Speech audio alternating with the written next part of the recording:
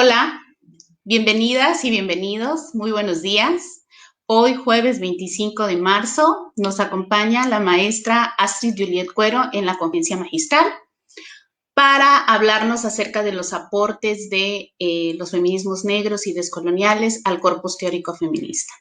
Antes de comenzar también y de leer su semblanza, quiero comentar que es un honor para mí presentar a la maestra Astrid Juliet Cuero. Me une a ella una identificación y pasión por el cine que compartimos y bueno, la considero una de las voces teóricas jóvenes más importantes en la actualidad. Bueno, vamos a presentarla, a leer su semblanza. Feminista antirracista, afrocolombiana, maestra en estudios sociales, línea de estudios laborales de la Universidad Autónoma Metropolitana, Unidad de Iztapalapa, UAM, de la Ciudad de México y Sociología, de la Universidad del Valle de Cali, Colombia. Integrante del Tejido Glefas, Grupo Latinoamericano de Estudios, Acción y Formación Feminista. Actualmente es doctoranda en el Programa de Estudios e Intervención Feminista del CESMECA UNICACH de San Cristóbal de las Casas, Chiapas. Sus principales temas de especialización están relacionados con el feminismo negro, antirracista y decolonial, el feminismo marxista y materialista, el trabajo feminizado, racializado y la industria maquiladora mexicana y colombiana.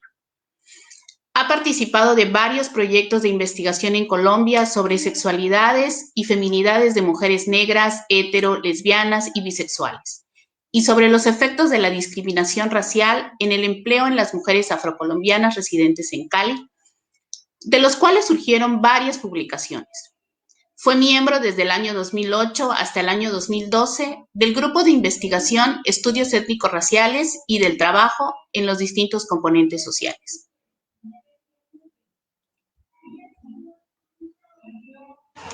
Entre sus principales publicaciones encontramos los efectos de la discriminación de la mujer afrocolombiana en el acceso al empleo en la ciudad de Cali, en Ser Mujer Afro en Cali, vivencias y convivencias y resistencias. 2015, ¿Quién desea a las mujeres negras? La vivencia de las mujeres negras heterosexuales. 2017, el teatro como intervención feminista antirracista. Reflexiones en torno a las obras de teatro Raíz de Ébano y Flores Amarillas, en Revista Liminar. 2017, Condiciones laborales y cambios en las subjetividades de un grupo reconocido por Conciencias y Escrito al CIDE. También se ha desempeñado como facilitadora en talleres y módulos de diplomados relacionados con el fortalecimiento de identidad afrocolombiana y mexicana y sobre el análisis del racismo en la vida cotidiana, el teatro y el cine y desde una perspectiva feminista, antirracista y decolonial. Como activista feminista antirracista, ha participado en diferentes colectivos del movimiento estudiantil colombiano. De igual forma, ha trabajado en actividades de intervención social con mujeres negras como parte de la línea basal sobre discriminación racial y de género, colaborando con organizaciones como la Red de Mujeres Afrocolombianas Calintí y de la Asociación Casa Cultural El Chontaduro, ubicadas en Cali, Colombia. Finalmente, ha desarrollado los encuentros de melómanos de salsa antirracista, que son espacios de escucha, apreciación y baile, y de canciones de la música afrocaribeña y afrolatina, seleccionada con un criterio de reflexividad sentipensante desde la mirada antirracista y las metodologías descoloniales. Bienvenida, Astrid. El espacio es todo tuyo y te escuchamos con mucha atención. Muchas gracias por estar aquí. Muchas gracias, querida Tatiana.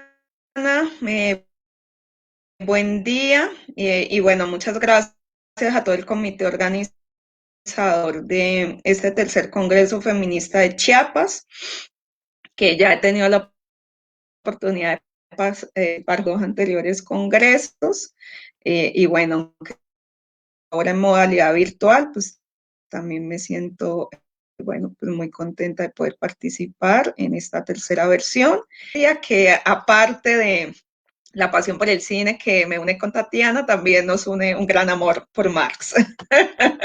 Aunque ahora yo esté en un camino mucho más antirracista, feminista negro y decolonial. Entonces, bueno, voy a empezar. Y bueno, justamente pues de lo que quiero hablar hoy es un poco trayectoria en el sentido tanto de investigación, aprendizaje y puesta en práctica de los principales aportes desde el feminismo negro, antirracista y descolonial, ¿no? Y bueno, quiero hablar de cuáles han sido, digamos, los principales aportes teórico-políticos y teórico-prácticos de estas tres racializadas, ¿no? De mujeres negras, mujeres indígenas, color, mujeres migrantes en los Estados Unidos, pues cómo es de práctica.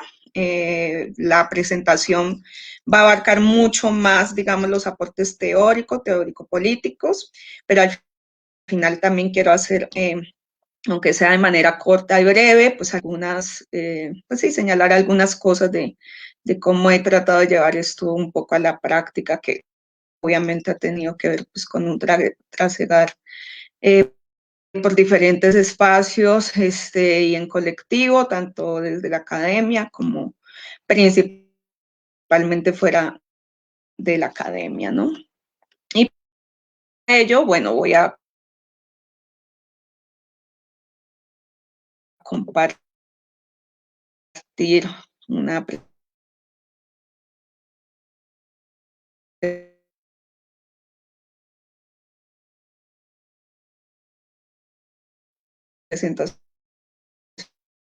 con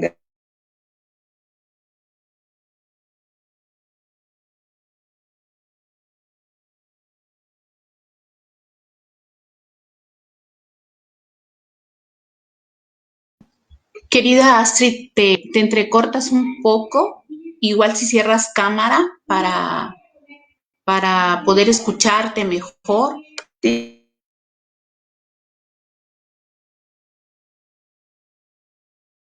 una hora y yo a ver.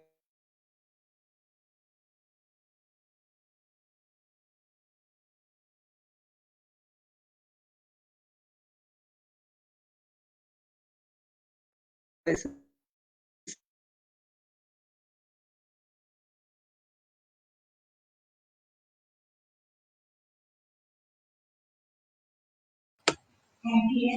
Creo que hemos perdido por un momento a Astrid. Bueno, son cuestiones técnicas que ocurren en las transmisiones en vivo.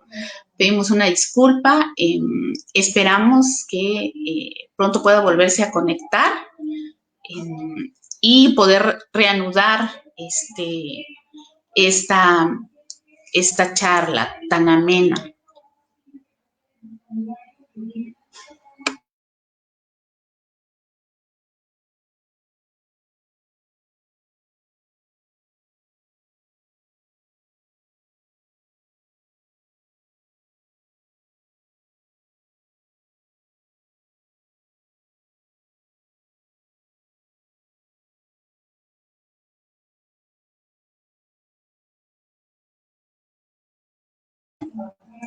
Me he comunicado con ella, espero que pronto podamos tenerla nuevamente.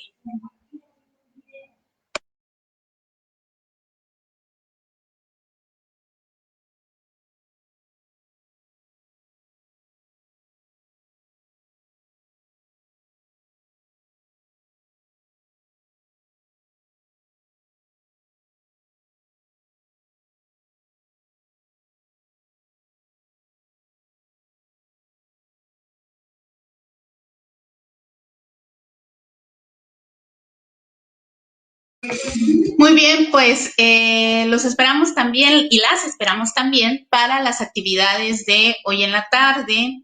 Estaremos hablando un poco acerca de la historia de las mujeres, de la memoria de las mujeres. Esperamos que puedan conectarse a estas mesas que serán muy interesantes con especialistas en materia de archivos y bibliografía, esta mesa será conducida por la licenciada Fabiola Aguilar, y es la siguiente mesa después de la conferencia. Esperamos que puedan sintonizarnos también.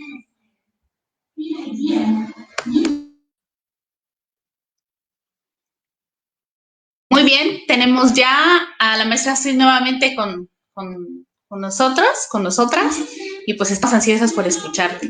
Apaga tu cámara para que podamos, o que te escuchemos solo en voz.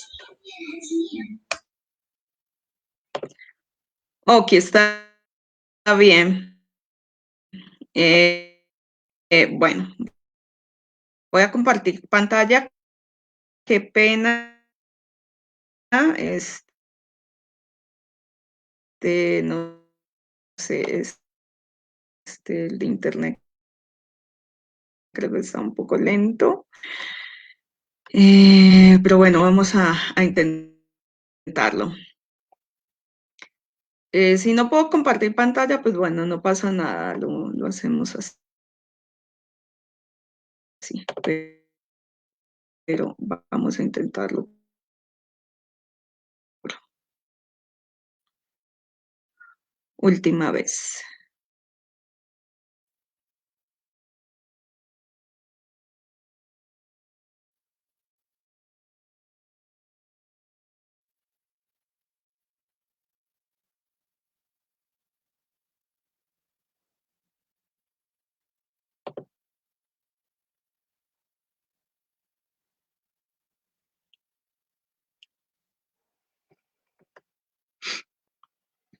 Si puede compartir pantalla.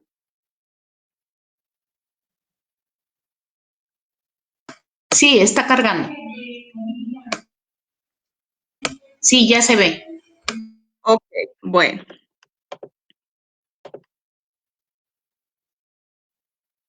Muy bien, entonces vamos a empezar.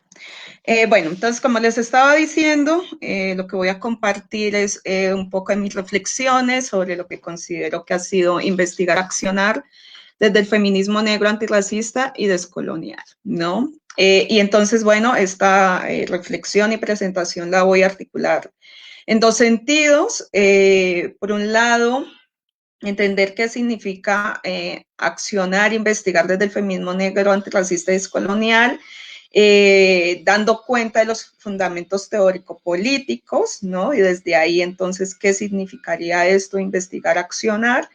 Y por otro lado, ¿cuáles han sido un poco las prácticas políticas y didácticas que yo he ido desarrollando? Que claro que muchas cosas las he retomado de procesos de otros colectivos o de otras investigadoras, pensadoras que han trabajado desde aquí, o de la educación popular misma en su sentido clásico, y que yo he tratado de adaptar en el formato de talleres desde el feminismo negro, antirracista y decolonial, ¿no?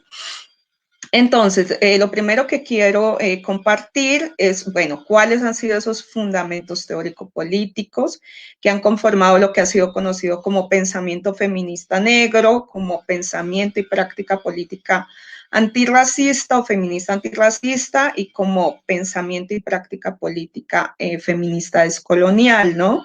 Y esas principales corrientes críticas que han conformado a lo que se ha conocido como feminismo negro, feminismo antirracista y feminismo decolonial. Bueno, allí han contribuido varias corrientes críticas que son, por un lado, teóricas, y también son políticas o prácticas políticas. Por un lado está lo que ha aportado el feminismo negro estadounidense, pero también el feminismo negro latinoamericano y caribeño, los cuestionamientos desde la experiencia de las mujeres indígenas al entramado colonialismo, racismo y patriarcado, lo que ha llevado a que algunas mujeres indígenas se nombren como feministas indígenas, por ejemplo, feministas comunitarias, ¿no? O algunas compañeras, por ejemplo, mapuche, que se nombran desde el mapuche feminismo, y muchas otras que no se nombran como feministas, que tienen pues todas unas razones para, digamos, rechazar la categoría, aunque claro que reivindican que han desarrollado desde hace mucho tiempo unas prácticas antipatriarcales y anticoloniales, ¿no? Y antirracistas. También los aportes del feminismo y el feminismo de color, que sobre todo han venido de la experiencia de mujeres migrantes hoy en los Estados Unidos, pero bueno, no solo chicanas, todo el conjunto de mujeres racializadas y de color en los Estados Unidos, el feminismo postcolonial que surgió sobre todo después de los procesos de independencia del colonialismo inglés en la India, y el feminismo autónomo latinoamericano y el feminismo decolonial.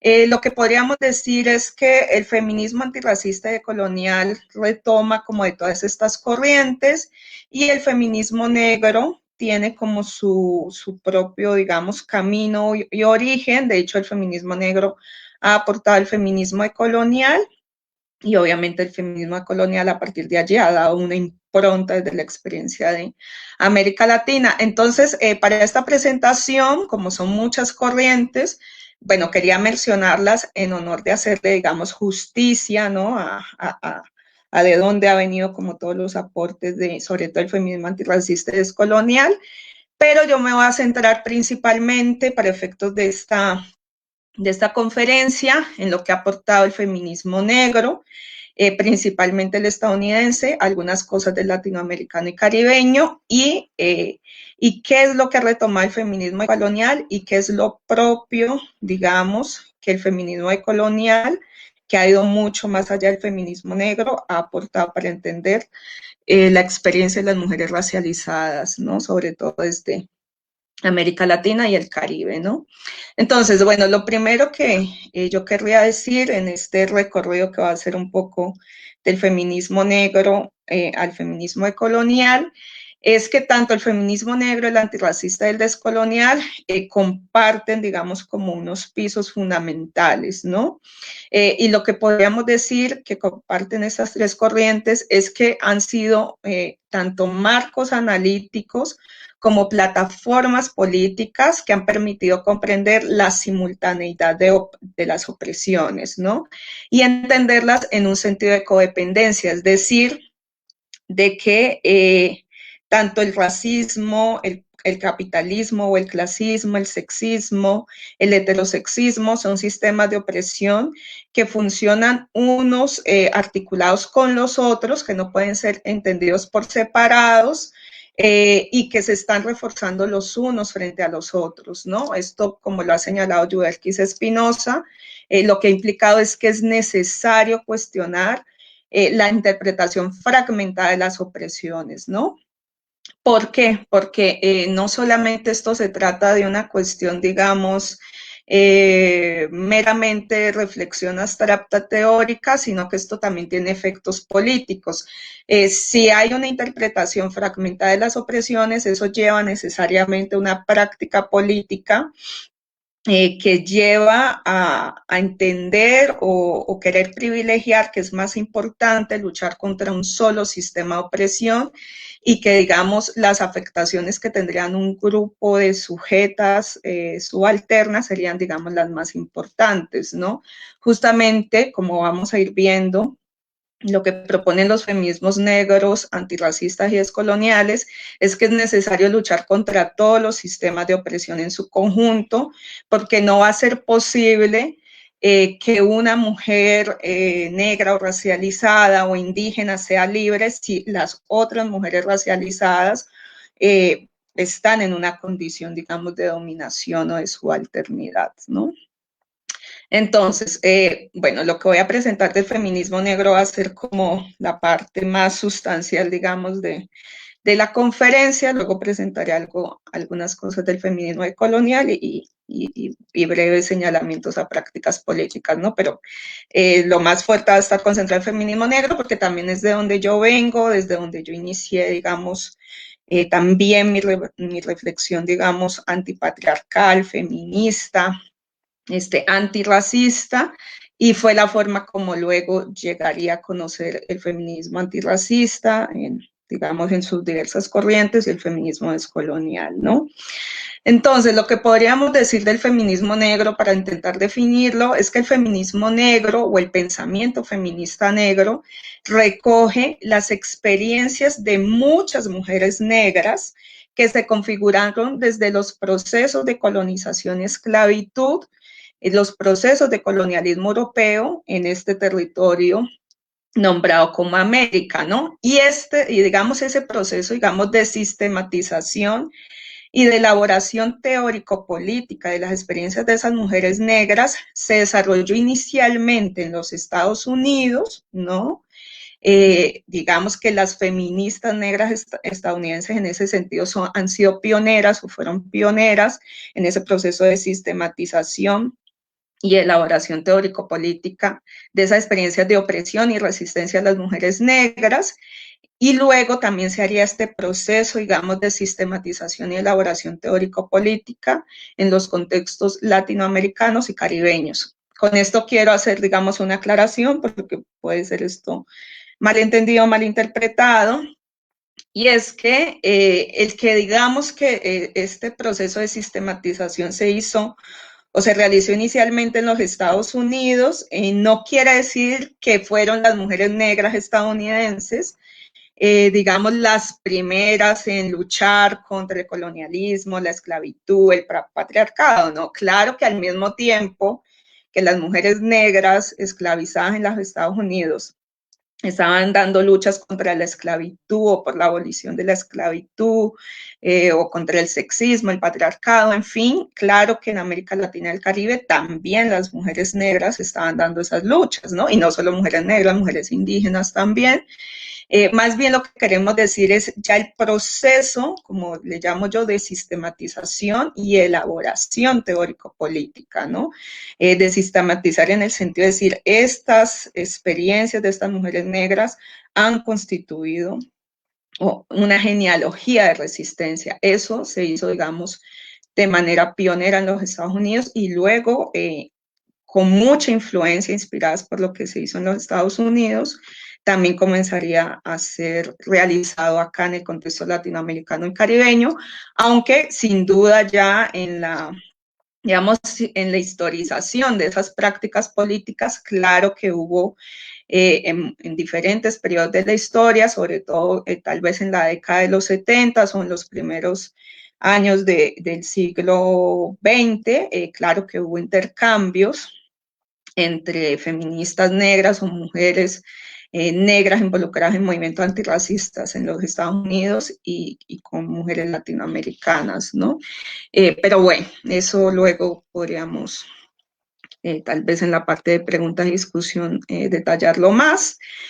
Por ahora quiero continuar. Entonces, digamos, esa genealogía esa genealogía de experiencias de resistencia de las mujeres negras, tanto en los Estados Unidos como en América Latina y el Caribe, claro, han constituido, digamos, una historia que fue, digamos, invisibilizada, marginalizada, ¿no? Y que justamente estas mujeres intelectuales negras se dieron, digamos, como ese chance o cumplir esa responsabilidad de sacarlas de esa marginalización de la historia hegemónica, tanto de la historia hegemónica con H mayúscula como de la historia del feminismo, ¿no? Sobre todo de la experiencia feminista europea o feminista blanca, y digamos, rescatar, visibilizar, decir que esas experiencias de lucha de las mujeres negras fueron fundamentales para la historia de los movimientos antirracistas, ¿no? Tanto en Estados Unidos como en América Latina y el Caribe. Sin duda, digamos, toda esa genealogía de resistencias de estas mujeres negras, pues muchas de esas mujeres han quedado anónimas, ¿no? A pesar de ese proceso, digamos, de rescate y recuperación de esas historias, hay muchas historias de mujeres que han quedado anónimas, pero son todas esas experiencias lo que han alimentado lo que actualmente se conoce y ha sido elaborado teóricamente y políticamente como Black Feminism o feminismo negro, o como en América Latina se le ha preferido llamar afrofeminismo, ¿no? Bueno, entonces, como les decía, pues son muchísimas las historias que incluso desconocemos, que han quedado anónimas, pero afortunadamente se han podido rescatar algunas de esas historias. Obviamente en esta presentación, perdón, no voy a, digamos, a poder compartir, digamos, todas las bueno, todas las historias de esas mujeres negras, pero por lo menos ahorita quisiera, digamos, compartir por lo menos tres de manera muy rápida y muy breve. La primera de ellas que yo quisiera compartir es la historia de lucha y de resistencia de Sojourner Truth. Sojourner Truth fue una mujer esclavizada que logró obtener su libertad. Se involucró tanto en la lucha por la abolición de la esclavitud y también en la lucha por el derecho al sufragio femenino, el derecho al voto. Y en 1851, en una conferencia por los derechos de la mujer en Akron, Ohio, donde había tanto hombres y mujeres blancos, y ella era la única mujer negra en esa conferencia, y sobre todo los hombres blancos estaban argumentando que las mujeres no tenían derecho al voto porque las mujeres eran débiles, porque eran frágiles, porque no podían hacer cosas solas, porque no podían trabajar, etcétera, etcétera. Ella pronuncia un discurso súper potente que sí ha considerado como pionero del pensamiento feminista negro, que se llama ¿Acaso no soy una mujer? Ahorita yo le indico a Adriana cuando podemos compartir el video. Quiero compartir un video que interpreta una actriz muy conocida de Estados Unidos, una actriz negra, donde ella, digamos, que reproduce cómo fue o cómo pudo haber sido la irrupción de Sojourner Truth en esa conferencia en Ohio sobre los derechos de las mujeres, pronunciando este discurso, ¿acaso no soy una mujer? ¿No? Luego de que los veamos, voy a señalar algunas cosas breves de qué es lo que ella ahí está cuestionando con esta idea universal de mujer y cómo es que está posicionando ahí la experiencia tanto de dominación y resistencia como mujer negra, como mujeres negras, ¿no? Otra mujer negra, otra historia de vida y de lucha de mujer negra que quiero resaltar es la de Rosa Parks, que tal vez ya ha sido bastante conocida por algunas y algunos de los que nos estén escuchando aquí, que ya el 1 de diciembre de 1955, ella era una trabajadora del hogar de la clase obrera o la clase trabajadora negra de los Estados Unidos, en el momento de proceso de segregación racial fortísimo en ese país, donde había justamente autobuses segregados y donde los vagones de la parte de atrás de esos autobuses era donde tenían que sentarse las personas negras. Ella estaba muy cansada y se hizo en uno de los vagones de adelante. El chofer del autobús le indicó que no podía estar ahí, que tenía que irse para atrás, y ella dijo no, ¿no? Y eso fue el detonante, pues ella fue llevada a la cárcel, como aparece ahí en la foto, ¿no? Y ese fue el detonante digamos, inspiró todo el movimiento por los derechos civiles y contra los procesos de segregación en los Estados Unidos, ¿no? Esto es lo que yo he llamado como un no feminista negro antirracista, en el sentido de que ella le dice a este hombre blanco que no, pero no solamente en una cuestión de rechazar una práctica, digamos, sexista, como hemos entendido esta consigna de no es no, sino de rechazar principalmente el racismo, sexismo articulado, inseparable, que esa violencia sexista, racista que estaba ejerciendo este hombre blanco sobre ella, ¿no? Y Harriet Tubman, que ella también fue una mujer que fue esclava o esclavizada, ella logra obtener también su libertad y todavía no se había, digamos, declarado la abolición de la esclavitud en los Estados Unidos cuando ella ya había, digamos, desarrollado toda una red de resistencia, podríamos decir ahora, de procesos, digamos, de cimarronaje, ¿no? Donde ella ayudaba a otras personas negras a escapar de las plantaciones y esta red, digamos, de escape y de fuga de las plantaciones de las personas negras esclavizadas fue conocida como el Underground Railroad, es decir, el ferrocarril subterráneo en español. Y bueno, y ella se involucró además en toda la lucha también por el sufragio femenino y por la abolición de la esclavitud, y fue fundamental para los procesos de resistencia, digamos, de la gente negra en los Estados Unidos, ¿no? Ella, de hecho, fue conocida como la Moisés de digamos, de la gente negra esclavizada, ¿no? Entonces, acciones y discursos como las de todas estas mujeres negras que vemos aquí y muchísimas otras más que ahorita no alcanzamos a mencionar, pues fueron pioneros de una lucha antirracista desde la posición de las mujeres negras, de una lucha feminista, pero feminista que está cuestionando todos esos sistemas de opresión que definían las vidas de ellas y sus formas de resistencia, ¿no? Entonces, ahora sí, Adriana, te voy a pedir si puedes compartir el video de ¿Acaso no soy una mujer? Donde una actriz negra reproduce cómo fue, digamos, esa irrupción de Sojourner Truth en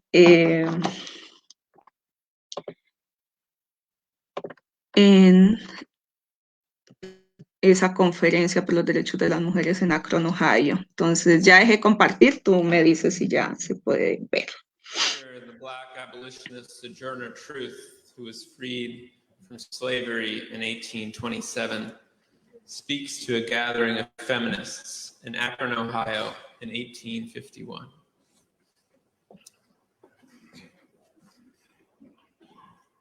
Well, children, well, there's so much racket there must be something out of kilter. I think twixt the Negroes of the South and the women of the North, all talking about rights, the white man will be in a fix pretty soon. But what's all this here talking about? That man over there says that women need to be helped into carriages and lifted over ditches to have the best place everywhere. Nobody ever helped me in a carriage or over a mud puddle or gives me the best place. And ain't I a woman?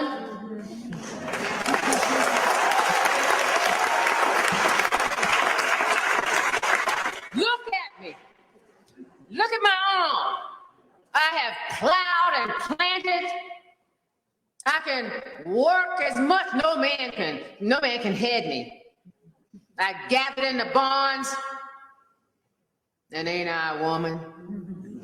I could work as much and eat as much as a man when I get it. And bear the lash as well. And ain't I a woman? I have bored 13 children and seen most of them sold off to slavery. And when I cried out in my mother's grief, none but Jesus heard me. And ain't I a woman? When they talk about this thing, what's that thing in the head? What they call it? Intellect. That's it, honey. What that got to do with a woman's rights, a Negro's rights? If my little cup won't hold but a pint and yours hold a quart, wouldn't you be mean not to let me have my little half measure full? Then that man there, that night, that little man in black, he said, women can't have rights as much as men, cause Christ wasn't a woman. Where did your Christ come from?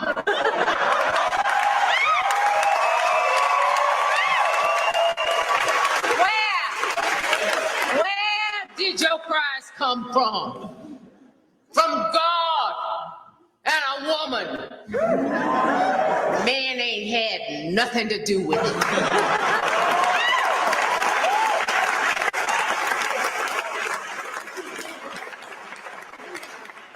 If the first woman God ever made was strong enough to turn the world upside down all alone, these women together ought to be able to turn it back right side up again. And now they is asking to do it. The men better let them.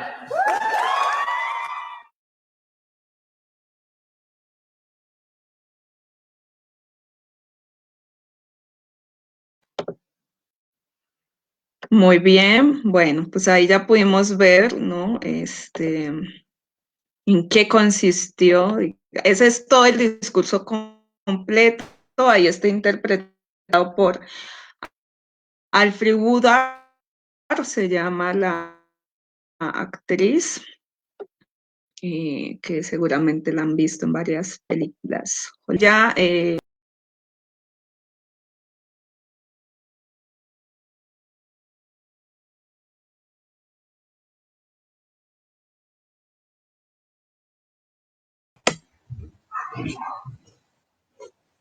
Parece ser que, que hemos perdido nuevamente a Astrid. Eh, creemos que se ha desconectado. Es una lástima. Estaba haciendo una recuperación muy importante de la lucha de las mujeres racializadas. Había abordado justo el tema de las mujeres norteamericanas. Está regresando.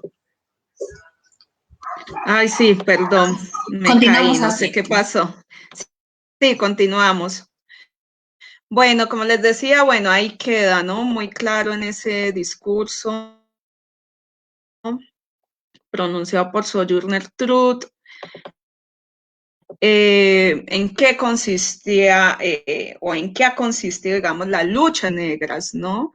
Cuenta justamente de esa multiplicidad de opresiones que nos atraviesa y que definen nuestra práctica, digamos, política, ¿no? Ella justamente ahí, y ya bueno, para seguir avanzando con la presentación, justamente ahí, digamos, en ese discurso pionero donde ella cuestiona si acaso no es una mujer al no corresponder a esa idea de mujer universal, que tanto estos hombres blancos, vamos a decirlo así, el patriarcado, pero también algunas mujeres o las mujeres blancas, no digo algunas mujeres en ese contexto de esa conferencia, pero que el feminismo, digamos, blanco, eurocéntrico, occidental también ha reivindicado, ¿no? Como esa idea de mujer donde solo lo único que nos afecta se supondría que ha sido el patriarcado, el sexismo, ¿no? O incluso el heterosexismo, y donde se invisibiliza, digamos, el peso de la raza y de la clase en la configuración de esas experiencias desde las mujeres racializadas, en particular en las experiencias de las mujeres negras, ¿no? Entonces, justamente ahí lo que está mostrando Sojourner Truth es que ella ha tenido una experiencia que no tiene nada que ver con esa idea de la fragilidad femenina, de no haber tenido derecho al espacio público, porque vamos a decirlo así, la mujer negra siempre tuvo acceso al espacio público, solo que lo tuvo desde una condición de trabajadora y de mujer subalternizada, ¿no? Pero no hay nada, esta idea del ángel del hogar, de la mística, de la feminidad de Betty Friedan, que por ejemplo Bell Hooks cuestiona directamente todo ese ensayo sobre el ama de casa como la víctima perfecta del patriarcado, porque eso, por ejemplo, invisibiliza la experiencia de las mujeres racializadas que tuvieron que dedicarse toda y que siguen dedicándose al servicio doméstico, al trabajo doméstico remunerado, ¿no? Y que la experiencia de la mujer trabajadora doméstica racializada es muy distinta de la experiencia del ama de casa o del ángel del hogar blanco, ¿no? Bueno, eso lo dejo ahí para la discusión. Vamos a seguir, entonces, bueno, todas estas experiencias de estas mujeres, como ya les decía, pues es lo que ha constituido al pensamiento feminista negro, y el pensamiento feminista negro, por ejemplo, como lo ha nombrado o lo ha argumentado Patricia Hill Collins, una socióloga afroestadounidense. Ella dice que esto ha constituido una teoría social crítica, claro, ha constituido una genealogía de resistencia, una genealogía en términos también de lo que ella llama una sabiduría de sobrevivencia, pero además ha constituido una teoría social crítica, ¿no? Que ha elaborado las reflexiones y vivencias cotidianas de las mujeres negras, sus experiencias de opresión compartidas, y que esto es lo que ha constituido al pensamiento feminista negro como un conocimiento para la liberación y transformación de sus propias vidas y también de las vidas de otros, ¿no? Entonces, digamos, lo distintivo de este tipo de teoría desde el pensamiento feminista negro es que es una teoría que busca la liberación, ¿no? Y ahí, digamos, que podríamos ver, digamos, algunos puntos de convergencia o de encuentro, por ejemplo, con lo que también se ha argumentado desde la educación popular, ¿no? Que justamente es una idea de cuestionar toda esa educación bancaria o esa educación justamente para formar individuos que reproduzcan el sistema, sino que justamente es una educación que busca ser liberadora y transformadora. Bueno, esto, sin ponerlo en esos términos de educación popular como lo hizo Freire, lo hicieron las mujeres negras en sus vidas cotidianas y lo hicieron luego las feministas negras, digamos, recuperando toda esta historia de resistencia y teorizando a partir de allí, ¿no? Entonces ha sido fundamental desde el pensamiento y la práctica feminista negra reivindicar a las mujeres negras como agentes de conocimiento experiencial, ¿no? Y de un conocimiento experiencial que es teórico también, ¿no? Y esto es como muy importante, digamos, tenerlo en cuenta, ¿no?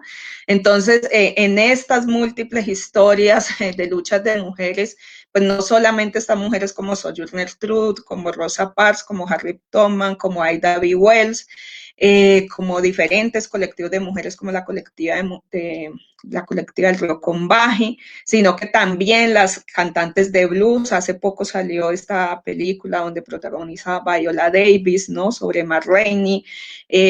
Viene una película sobre Billie Holiday, todas esas mujeres cantantes de blues, ¿no? Poetas, narradoras, oradoras, y claro, y las mujeres también trabajadoras del hogar, obreras, todas ellas han sido constructoras, digamos, de conocimiento para la liberación en términos de una sabiduría, digamos, popular colectiva que les ha permitido resistir esas opresiones, ¿no?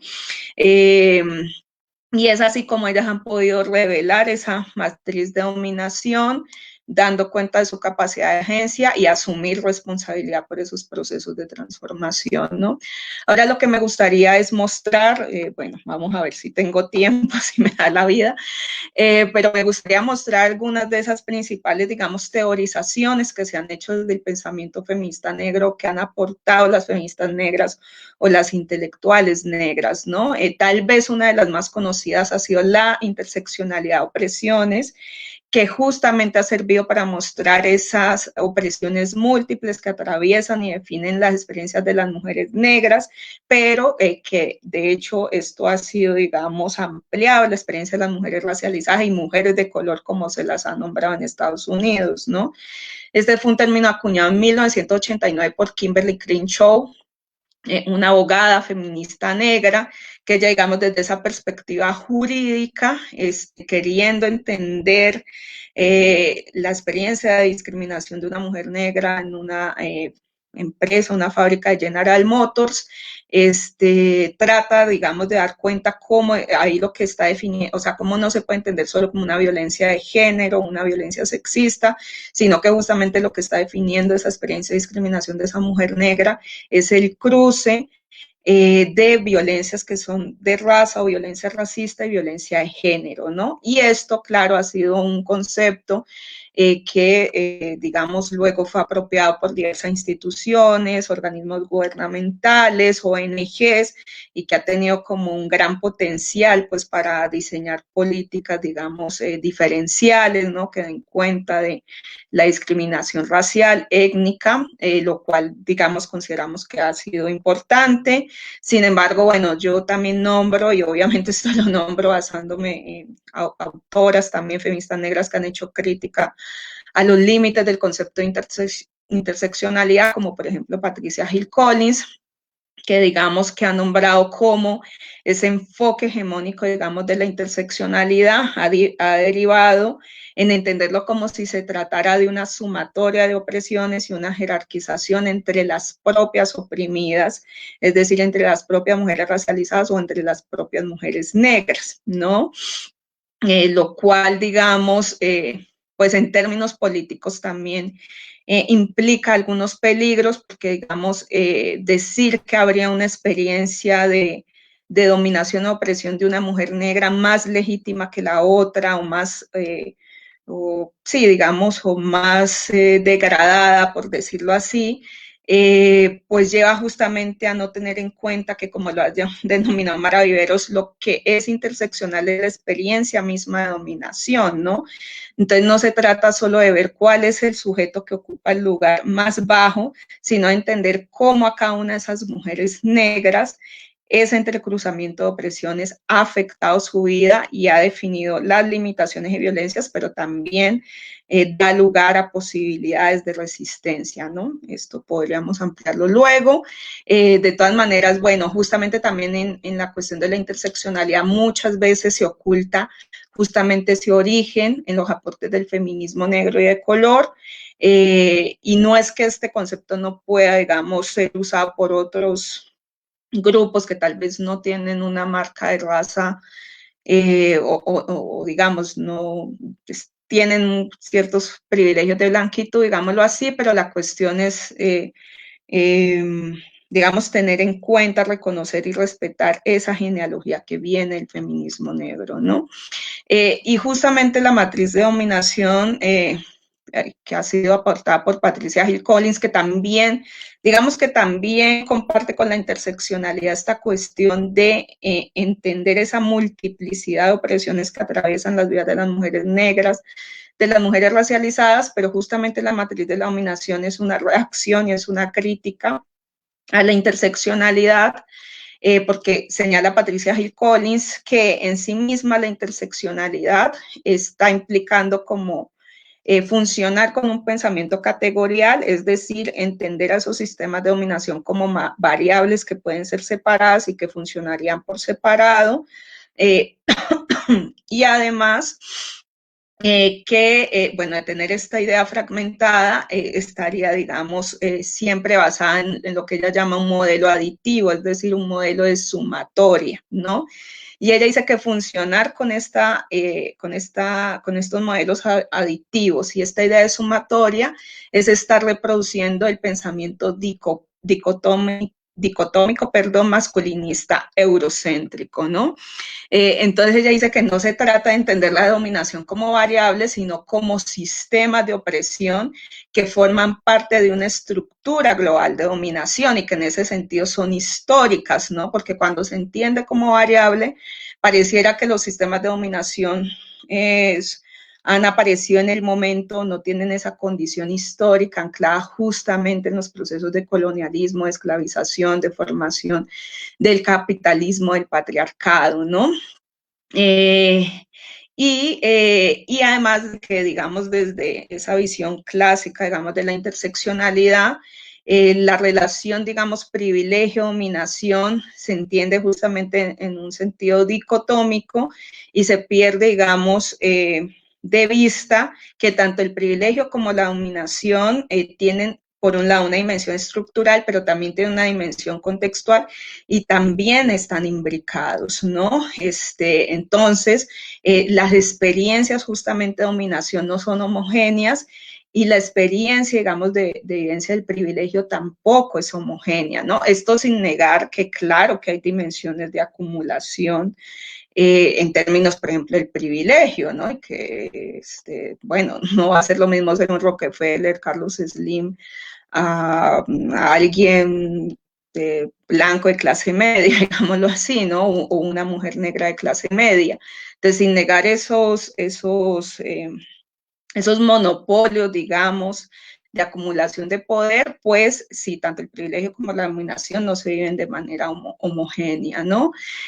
Justamente por ahí había puesto una imagen de una canción de Nina Simone, For Women, que yo uso también para analizar en los talleres que imparto, porque ella ahí da cuenta de las experiencias, digamos, de 4 mujeres, por un lado que podemos nombrar negras o racializadas, que están marcadas de forma diferente, digamos, en ese entrecruzamiento de las opresiones o de esa multiplicidad de opresiones, pero donde ella no lo pone en que una de esas 4 mujeres sería la más dominada o la más oprimida, sino que cada una tiene su impronta en la profundidad de dominación y también de la posibilidad, digamos, de resistencia, ¿no? Entonces, en este sentido, lo que Patricia Hill Collins señala es que lo que importa menos es ver quién es la más oprimida entre las oprimidas, sino justamente centrarse en la forma como se produce la interconexión entre esos sistemas de dominación, ¿no?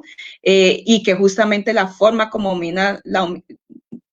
la forma como funciona la dominación es de una manera más entrelazada que aditiva, es decir, más en una forma de un entrecruce, de una imbricación, que en una idea de sumatoria, ¿no? Y eso es fundamental, como les decía al inicio, porque de la forma como estemos entendiendo la dominación, eso influye en la propia forma como estamos desarrollando, como queremos desarrollar una práctica política. En este sentido, por ejemplo, lo que ha aportado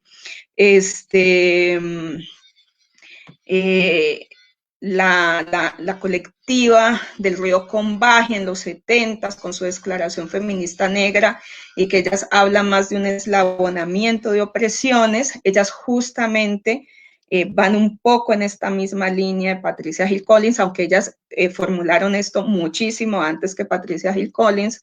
Patricia Hill Collins formula la matriz de dominación hacia los 80, ellas ya desde la década de los 70, perdón, esta colectiva estaba, digamos, formulando esta idea de los sistemas múltiples de opresión que atraviesan las vidas de las mujeres negras, pero ellas están ahí afirmando de manera contundente que las opresiones que como negras definen sus vidas son inseparables y que no se pueden entender de manera separada, porque justamente es la síntesis de esas opresiones la que crea las condiciones de sus vidas, tanto en el sentido de la opresión y en el sentido de la resistencia, ¿no?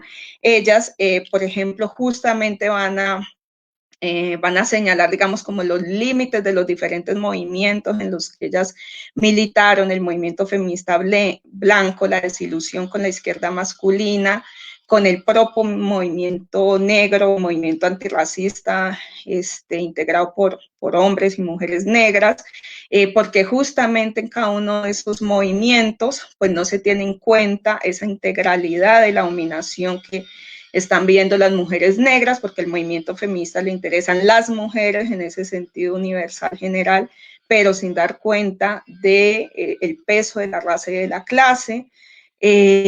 Al movimiento de izquierda pues le interesa la clase o la clase obrera, pero sin dar mayor énfasis al sexismo, al racismo, y en el movimiento negro, pues lastimosamente también se reproduce sexismo y heterosexismo, ¿no? A pesar de esto, ellas dicen que rechazan el separatismo del feminismo blanco, ¿no? Y la exclusión de los hombres negros y racializados, porque ellas los consideran hermanos de lucha. Ellas dicen, nosotras luchamos juntas con los hombres negros contra el racismo, y esto es fundamental porque no vamos a acabar el racismo solo rechazando las violencias específicas contra las mujeres negras, también tenemos que rechazar las violencias que sufren los hombres negros, pero también luchamos contra ellos, por decirlo así, respecto al sexismo y el heterosexismo, porque el que seamos hermanos de lucha contra el racismo tampoco nos hace ciegas al sexismo que ellos reproducen o pueden reproducir, ¿no?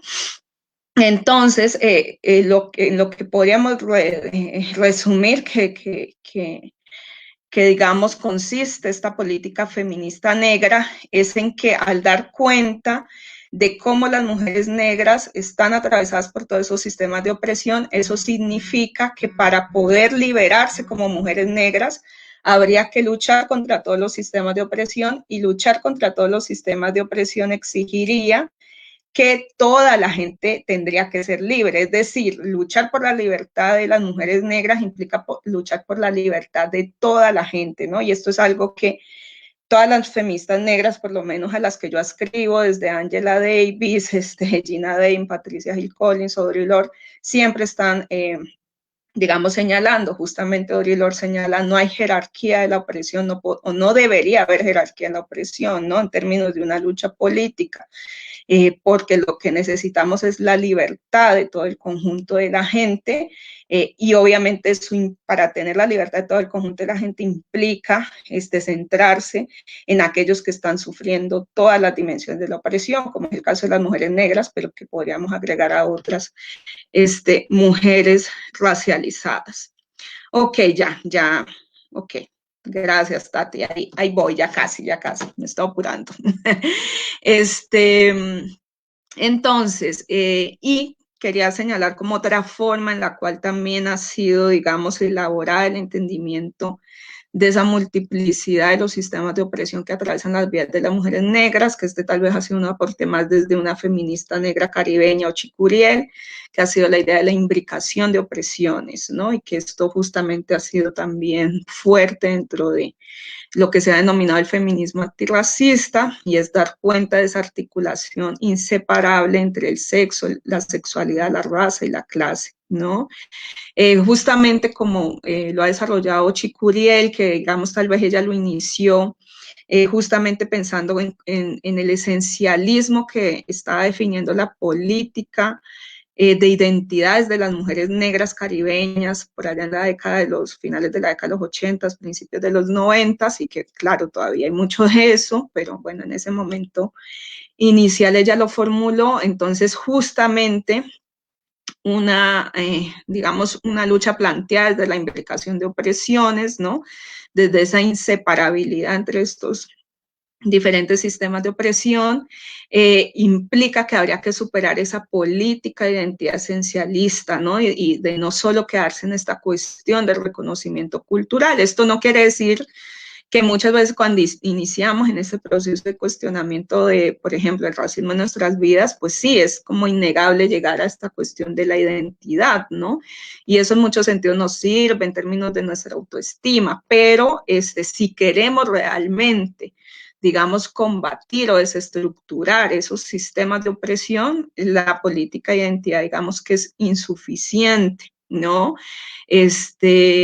Porque pues la política de identidad lleva justamente una idea, digamos, de algún modo individualista, solo importa lo que afecta a mi grupo particular, a mi grupo de mujeres negras, o a mi grupo de gente negra, o a mi grupo de mujeres lesbianas, o mujeres bisexuales, o mujeres trans, o sujetos trans, en fin, ¿no?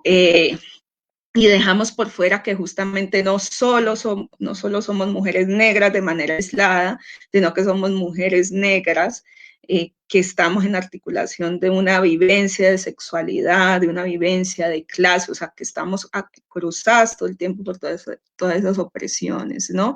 Y muchas veces justamente tanto desde estas ideas de política, de identidad esencialistas, que incluso cuando están posicionadas desde el paradigma de la interseccionalidad, por ejemplo, dependiendo desde dónde, digamos, esté como visibilizando esa política de identidad, pero muchas veces tanto el peso de la clase y la sexualidad tienden a ser dejados de lado, ¿no? Entonces, justamente aquí, digamos que el reto, el desafío desde este pensamiento feminista negro que da cuenta de la implicación de opresiones o que cuestiona esa interpretación y lucha fragmentada, ¿no? Contra esas opresiones, es que como lo hizo Ochik Uriel, que no puede haber luchas exclusivas, ¿no?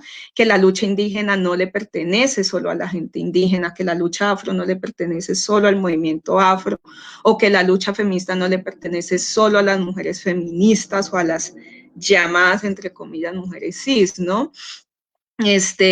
Sino que justamente cada uno de esos sujetos tendría que estar comprometido con una lucha que cuestione todos esos sistemas de opresión, ¿no? Ahora, eso no significa que el hecho, por ejemplo, de decir que la lucha indígena no le pertenece solo a los indígenas, no significa que la gente blanca no indígena va a ir allá a acaparar o apropiarse de las luchas de los otros, ¿no?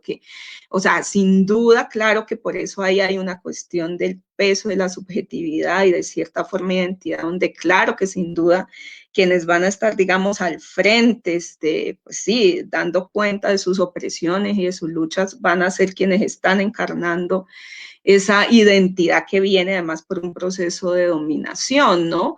Pero más bien lo que aquí Ochicuriel quiere decir, y bueno, y todo este pensamiento feminista negro que da cuenta de que las luchas no pueden ser separadas, es de que todos deberíamos estar comprometidos con esa lucha indígena, aunque obviamente no vivamos lo que viven las personas indígenas o las personas negras, ¿no? O sea, entonces en este sentido, por ejemplo, Chicuriel también lo ha llamado como que es más importante ser una mujer negra antirracista que simplemente reivindicarme como una mujer negra orgullosa de mi identidad, o que es más importante ser una mujer, lo que sea, antipatriarcal o antiheterosexista, que ser una mujer lesbiana, bisexual o trans orgullosa, ¿sí? O sea, que lo que importa es mucho más la práctica política que quedarse solo en la celebración de una identidad, digamos, individualista, ¿no?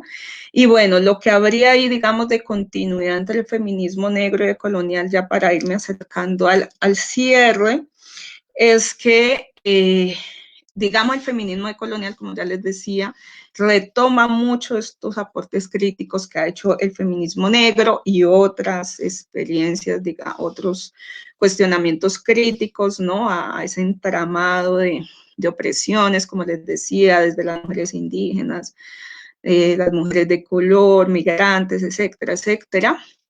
Pero claro, el feminismo negro ha influenciado muchísimo al feminismo decolonial, pero digamos que lo distintivo, digamos que aporta el feminismo decolonial, digamos se mantiene, ¿no? Esa mirada ya de cuestionamiento de todos esos sistemas de opresión en su conjunto, eso se mantiene y se retoma, por ejemplo, como lo planteó la colectiva del Río Combahee, o como eso la planteó Patricia Hill Collins, etcétera, o esas mujeres negras que tal vez no teorizaron a ese nivel aparentemente tan abstracto, pero que desde sus experiencias de vida como Sojourner Truth y Harriet Tubman lo estuvieran haciendo todo el tiempo.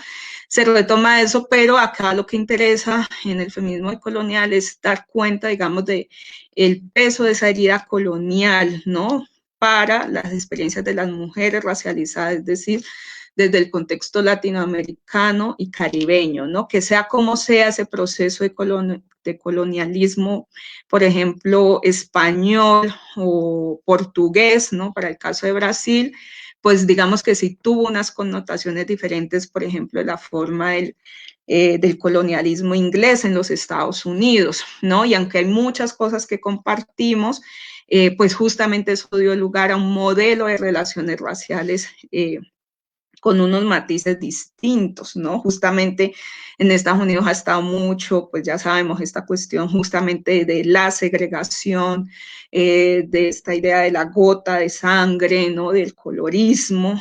Acá justamente los procesos de mestizaje, vía el blanqueamiento y vía supuestamente una mezcla de razas, pero una mezcla de razas que obviamente pues claro que ha sido completamente racista, pero digamos que acá aparentemente unas relaciones raciales aparentemente más sutiles, pero que tal vez con un peso muy profundo, pues sí, en esos procesos, digamos, de dominación racista, ¿no? Entonces, tienen unos matices distintos, o sea, en Estados Unidos pareciera más abierto, acá más sutil, sin embargo, el peso aquí del racismo, del mestizaje vía blancamiento ha sido, pues, fuertísimo, ¿no? Y eso es tal vez de lo que también el feminismo decolonial, perdón, le ha interesado, digamos, mostrar y cuestionar, ¿no? Esa cuestión de la experiencia colonial. Para Abya y obviamente no solo enfocada en la experiencia de las mujeres negras, sino en la experiencia también de las mujeres, digamos, indígenas, ¿no? Entonces, digamos que el feminismo decolonial retoma mucho el proyecto del giro decolonial, ¿no? En ese sentido de el cuestionamiento del colonialismo como una institución de la modernidad occidental europea que dio lugar a un proceso de colonialidad del poder global, ¿no? Que clasificó racialmente a las poblaciones, que contribuyó a configurar una división internacional racista del trabajo entre centros y periferias, pero incluso también una división racista pues, al interior de los propios países de Latinoamérica y el Caribe, a la conformación de estados-nación modernos, coloniales, ¿no? Occidentales en los países de la periferia que se independizaron, digamos, del yugo colonial europeo en lo formal, pero no en un sentido, digamos, epistémico, ¿no? Entonces, digamos que a pesar de los procesos de independencia en los estados-nación latinoamericanos y caribeños, se sigue reproduciendo esa colonialidad del poder, ¿no? La colonialidad del poder, del ser y del saber, que sigue viendo a Europa o los conocimientos eurocentrados como los conocimientos civilizados que nos llevarían al progreso, y todos estos otros conocimientos, digamos, subalternos, racializados, como lo que habría que rechazar o lo que o eso sería lo que nos ha condenado, digamos, al fracaso, al subdesarrollo, ¿no? A la incivilización, a la barbarie, ¿no? Y lo que en este cuestionamiento, digamos, de todo ese peso de la colonialidad del poder, el feminismo colonial, aparte, de manera, digamos, fundamental, fuerte y específica, pues va a cuestionar justamente cómo el feminismo, ¿no? El llamado feminismo en su generalidad, pero que claro que ese feminismo tiene, digamos,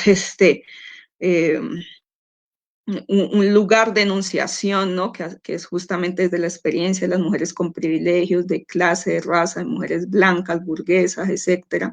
Es que ese feminismo también ha reproducido esa razón, digamos, colonial, esa razón occidental, ¿no? Que el feminismo blanco, como podríamos llamarlo, pues ha reproducido todo el eurocentrismo y esa misma idea de modernidad, ¿no? Porque justamente, digamos, en la idea de la lucha feminista, pues en una idea de lucha por derechos habría que alcanzar como ese paradigma de liberación que han podido alcanzar las mujeres blancas, burguesas o las mujeres instaladas en los contextos europeos, y las mujeres racializadas pues serían las mujeres supuestamente más oprimidas, más golpeadas por el patriarcado, las que no tienen ninguna capacidad de agencia y que deberían ser, digamos, salvadas, ¿no?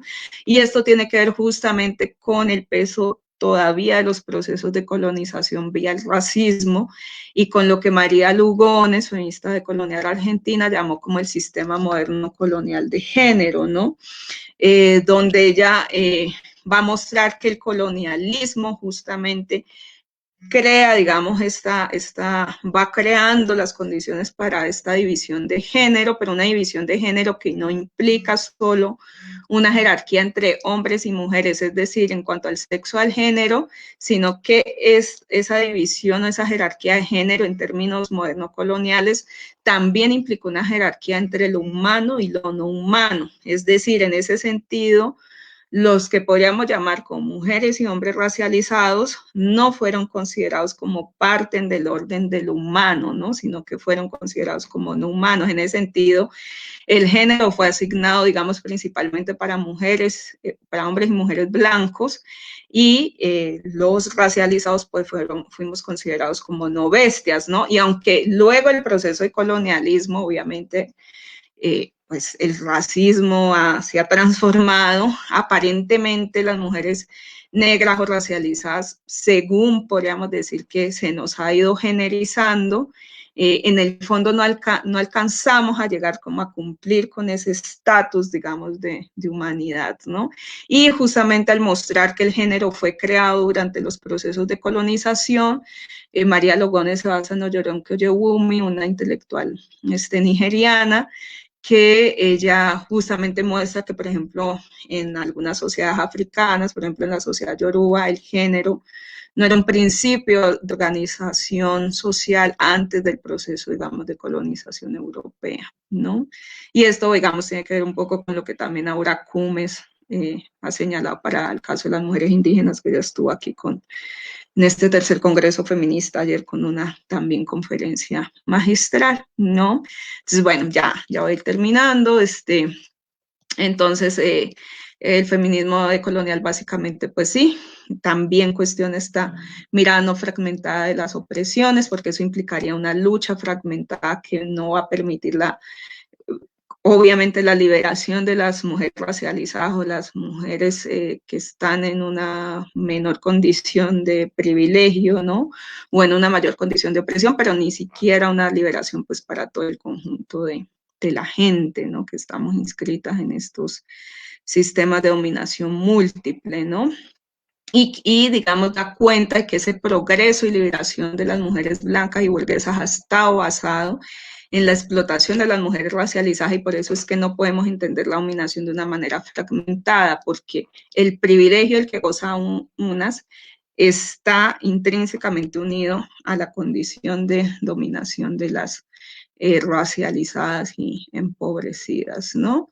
Entonces, bueno, yo voy a ir dejando aquí, así muy rápidamente, bueno, qué es lo que yo he tratado de hacer en términos de retomar algunas prácticas políticas y didácticas, por ejemplo, desde la educación popular descolonial, pero claro, también desde los aportes del feminismo negro, antirracista, decolonial. Bueno, desarrollé algunos como talleres de feminismo antirracista, ¿no? Donde ahí, a partir de, digamos, prácticas artísticas y otro tipo, digamos, de didácticas, pues he intentado como generar reflexiones sobre las situaciones de opresión racista, clasista, sexista, justamente tratando de dar cuenta de que es necesario tener esta mirada, digamos, integral de la dominación, no separada, no fragmentada, ¿no?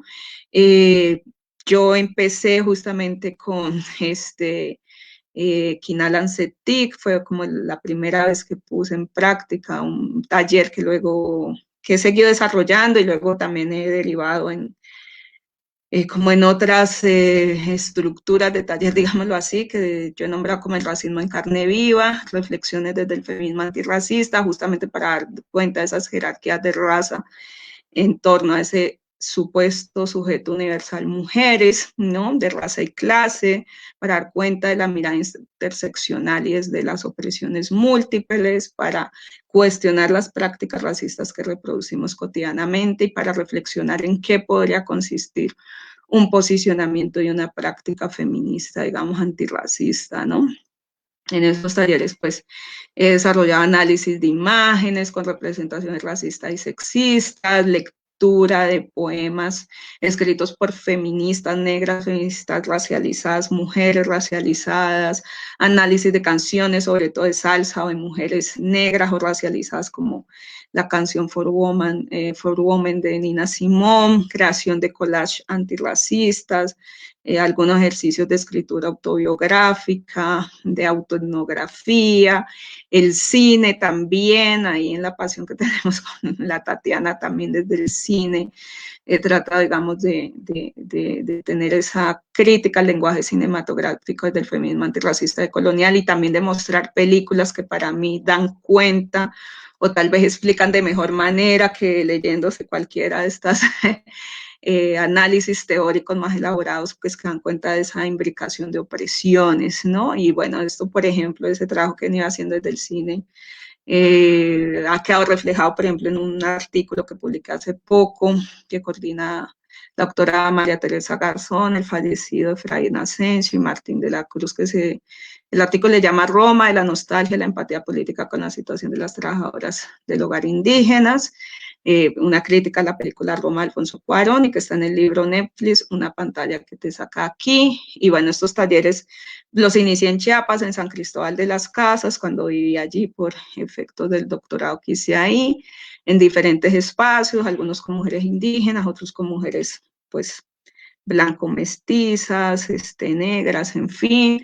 Luego también tuve la oportunidad de conocer la Costa Chica, allí también con mujeres afromexicanas impartí esos talleres. Ahora último, con esta cuestión de pandemia, pues he impartido talleres virtuales y pues hay limitaciones, pero se ha podido desarrollar ejercicios lindos como estos de los collages antirracistas, y luego desarrollé también allí en San Cristóbal, un encuentro de melómanos de salsa antirracista, que era a través, digamos, de la música negra, la música afrolatina, afrocaribeña, ¿no? Que configuró lo que conocemos como salsa, y de sus letras, pues dar cuenta, digamos, de los efectos de la colonización, de la área colonial, del racismo y también de las luchas de resistencia de la gente negra, ¿no? Así, en su sentido más general, y de las mujeres negras y mujeres indígenas,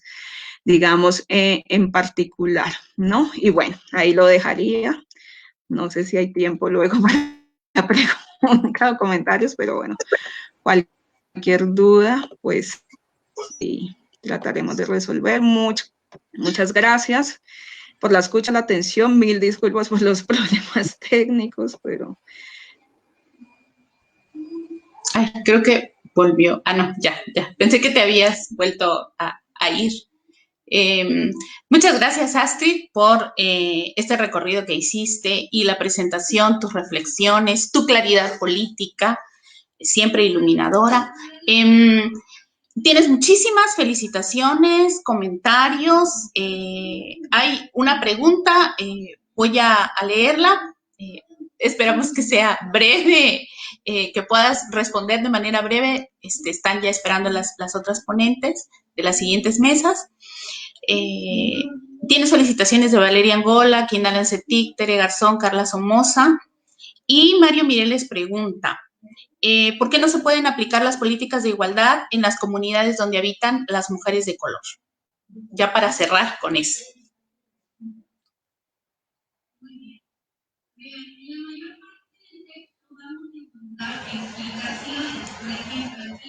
Ay, perdón, tenía el micrófono silenciado. Básicamente, yo diría que no se pueden aplicar las políticas de igualdad en ese sentido, el enfoque de igualdad, pues porque justamente estamos hablando de mujeres racializadas, mujeres indígenas que no están en una condición de igualdad, ni en términos estructurales, ni cotidianos, pues con estas mujeres que gozan de privilegios de raza y clase, ¿no? O sea, tú no puedes aplicar políticas de igualdad con sujetas o en un mundo donde no hay igualdad entre los sujetos, ¿no? O sea, eso es básico. Entonces, claro que hay que tener en cuenta esas jerarquías, ¿no?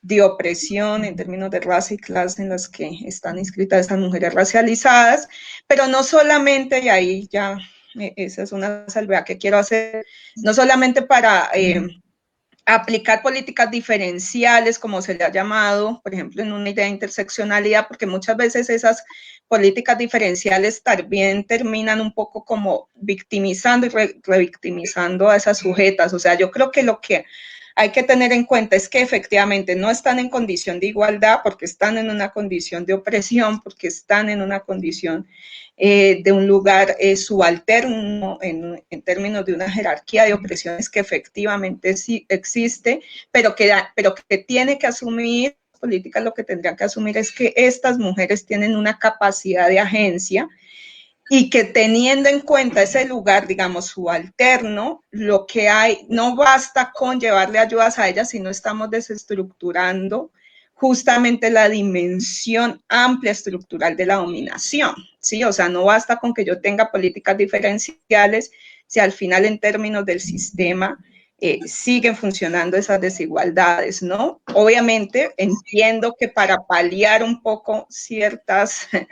pues sí, ciertas precariedades, pues sí, a veces es necesario llevar o aplicar estas formas de ayuda, pero eso no es suficiente si no estamos, digamos, atacando la base misma que está, digamos, sustentando la desigualdad estructural, ¿no? Y eso lo diría, espero, bueno, haya quedado claro. Y ya. Perdón por pasar el tiempo. Vamos a... Sí, bueno, tanto contratiempo técnico. Muchas gracias, Astrid. Pedimos disculpa a la siguiente mesa y hacemos un cierre apresurado. Muchas gracias. Nos vemos en la siguiente mesa. Muchas gracias. Que estén bien. Gracias. Hasta luego.